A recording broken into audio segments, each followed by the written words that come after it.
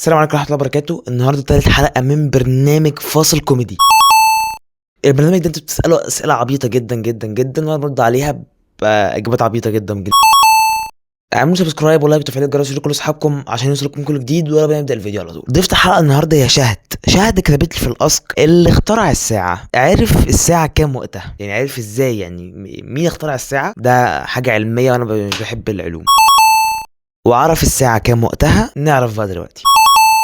ممكن مثلا كانت الساعة 6 الصبح علشان يصحى يلاقي نفسه متأخر مثلا.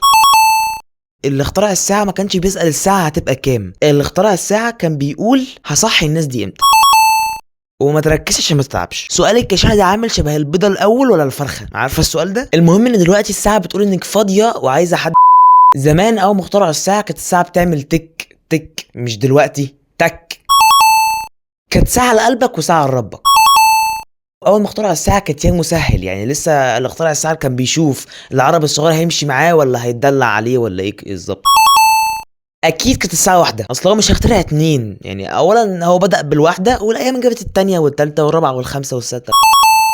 اول ما اخترع الساعه كانت بدري شويه علشان يقدر يبيعها قبل المحلات تقفل وكده يعني. كانت الساعه وقتها حاجه و30، كان لسه مفيش نظام ال 24 ساعه وكده يعني. كانت الساعه الا 5 علشان يقدر يراجع على الموتور قبل ما يقفل الساعه وكده ويبيعها.